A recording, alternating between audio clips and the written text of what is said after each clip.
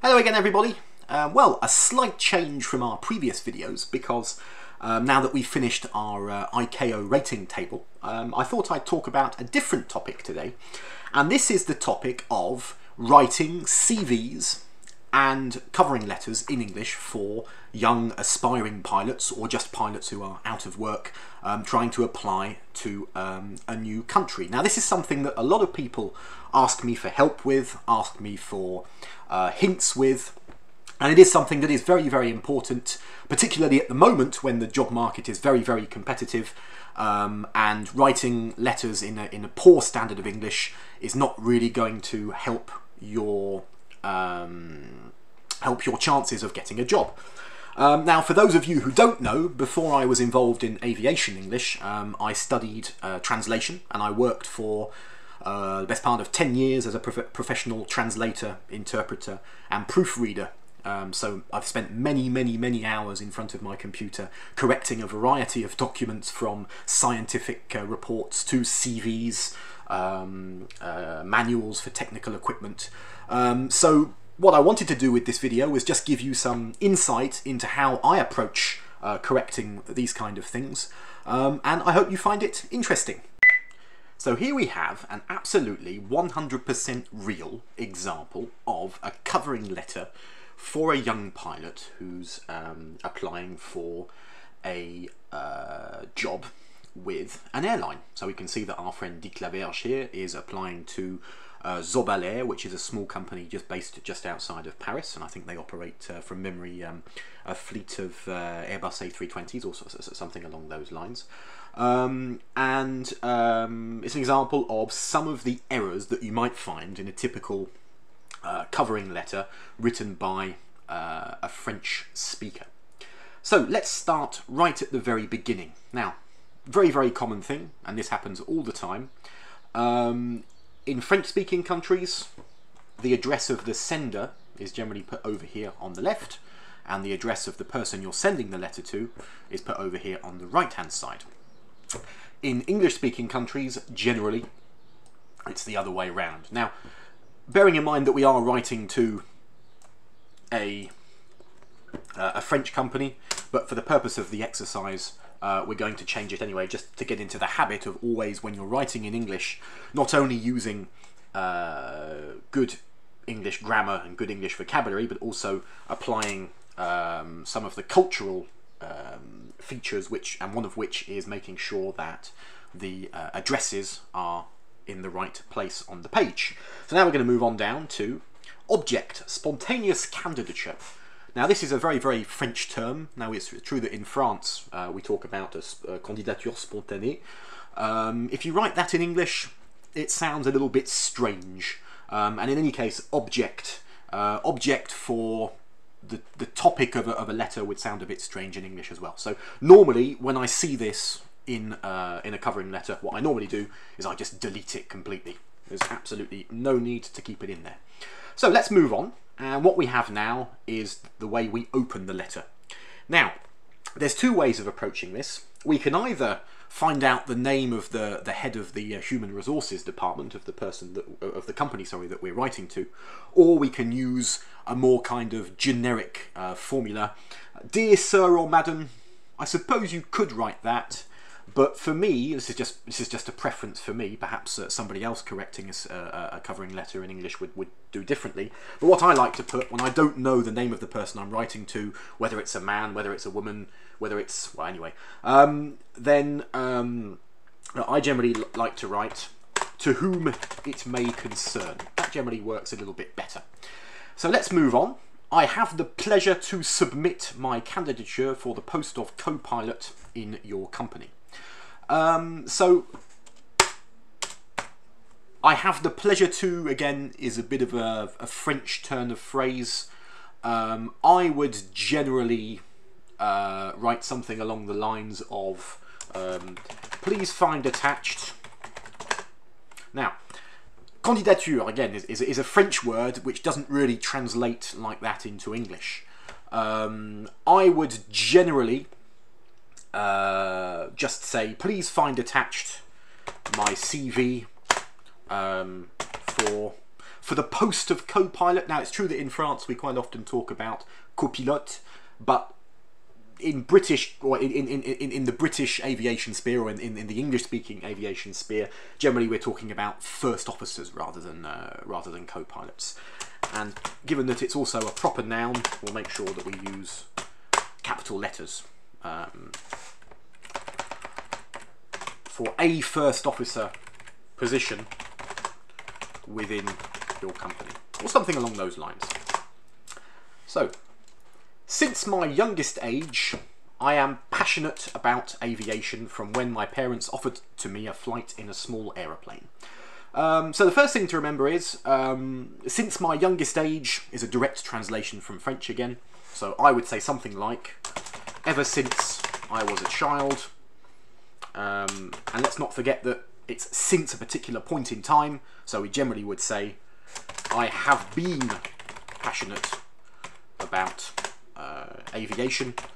And I would say something along the lines of, ever since, depuis le moment où on m'a fait ça, ever since my parents.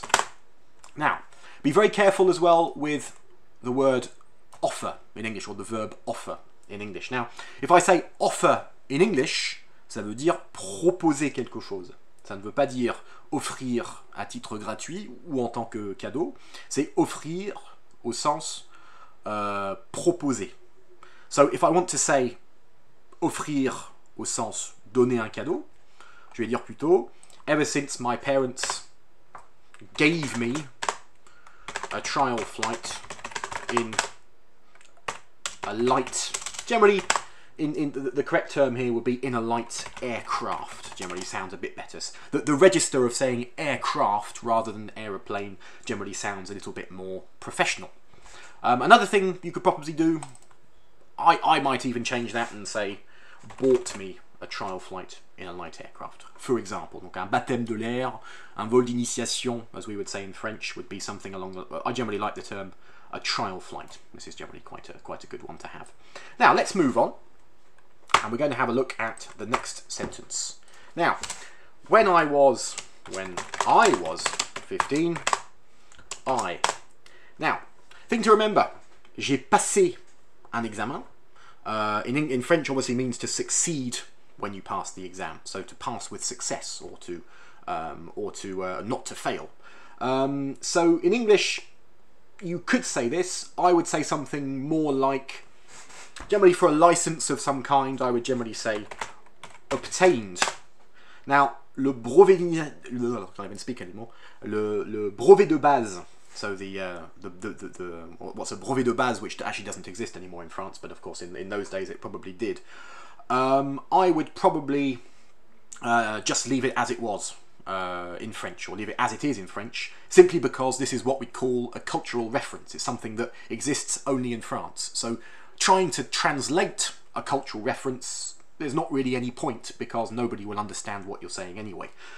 So I would say something like, and a good stylistic thing to do here is to use italics when we're talking about a cultural reference that can't be translated. So,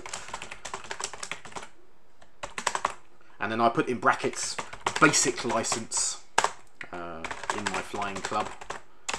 And then you would say again, and sometime later I had my PPL license. Again, for obtaining a license, I would use either obtain, but to avoid repeating obtain, I would say something like get. So I got my PPL a few years later, or something along those lines. Now, let's move on. Now, afterwards, or after, I followed ATPL courses in Institut Latrique, close from Moncu in the southwest of France. Now, suivre un cursus, suivre des cours. In French we would use the verb suivre. In English it sounds a bit strange to say that. And be aware also that the word course in English is not un cours. It's un cursus ou une formation. And it's more like a defined training course of a certain duration that takes place over a few days. So I would say something like, to move on, I would say, following this, I studied for my ATPL theory exams. And generally when you go to an institute it would be at rather than in, so... And again, I'm not trying to translate the name of the place, I'm just going to leave it as it is because it is the name of a place. And again, close from mon cuc is a bit of a French error. Generally we would say something like close to or not far from. I think close to in this sentence would probably be better. And again, dans le sud-ouest de la France, in French we would keep the article, we would say la France rather than dans le sud-ouest de France, where in English we would say close to in southwest France, like this. Generally it is much better. Okay, after, and then I can move on. So again, I need another linking word to move on to the next part of my, my letter. So I'd say something like, after that, I obtained my PPL at Cap d'Agde flight training in Béziers. After my PPL, after my CPL even, I performed some parachute droppings nearby Béziers to win some money before going in United Kingdom to work my English. Now, a few common French errors in here. French people, for some reason, really like to use the verb perform, probably because they've heard it in an aviation context before. Generally, perform is something that you do as part of a procedure. So we performed a missed approach, we performed an ILS approach, or something along those lines. Normally, parachute dropping would be I did.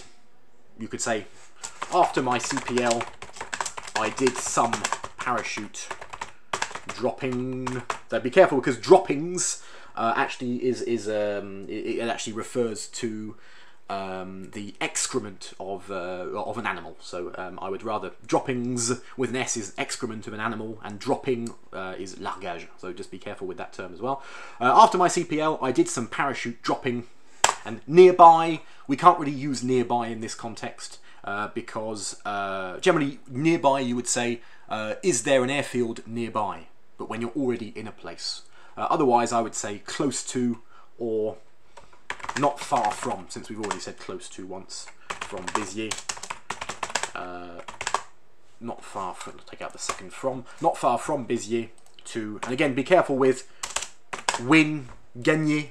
So win c'est gagner au sens au casino, gagner un match, gagner un pari ou quelque chose comme ça. Sinon, gagner de l'argent en travaillant would be to earn money. Before going to in United Kingdom to work my English. Now, I just not from busy to earn money before going to the United Kingdom pour travailler mon anglais. C'est vrai qu'en français, on peut dire travailler son anglais. En anglais, on peut pas le dire comme ça. On est obligé de dire travailler sur son anglais, améliorer son anglais. So, in fact, I would say in this case to improve my English. Quite simply, it's probably the easiest way to do it. So let's move on. In the frame of this trip, I made some cultural visits, like to Madame Tussaud.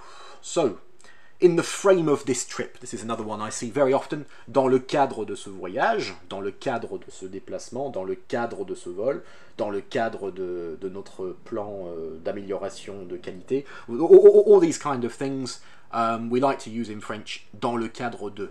And in the cadre van, the same in Dutch, I've heard as well.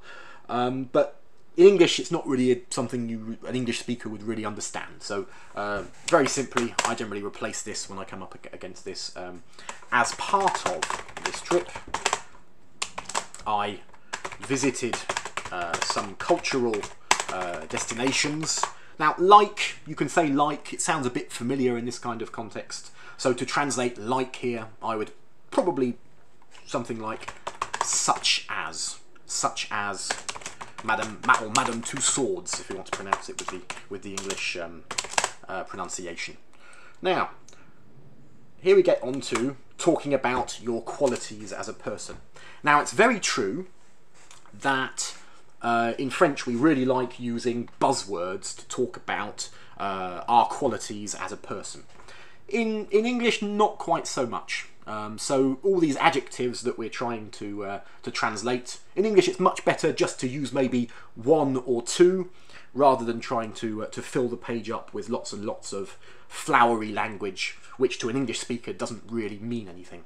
So let's say, for example, I would say something like, I am a hard-working and responsible person with, alors un sens du relationnel would be with excellent people skills. Now, this is another thing that we always learn to do when we learn to write in French, words like this. Furthermore, indeed, etc., etc. In English, they have absolutely no use whatsoever. There's no reason whatsoever to keep those in your letters or any other documents. So when I see that in a letter, normally I just delete it. And something like, I will be a good member of your team. I feel certain that I will be a good term for this in English would be something like good addition to your existing team, because I speak French and I know that your company, now des lignes we can say in French pour une destination, une ligne. In English it sounds a bit strange. We would say operates to a number of French destinations. And then we can move on to the last part, which is, I will be an advantage in your company because of my double culture. I don't really think that to me is a superfluous phrase, so I'm just going to delete that. So there we go, we have corrected a very short covering letter for our pilot here, Dick Laberge, who's applying to a company in Paris. Now, one thing to always do once you finish correcting is proofread and make sure that it looks all right, because it doesn't matter how good your English is, because even you can see that even I have made a couple of typing errors in this, so I'm going to go back and read it again.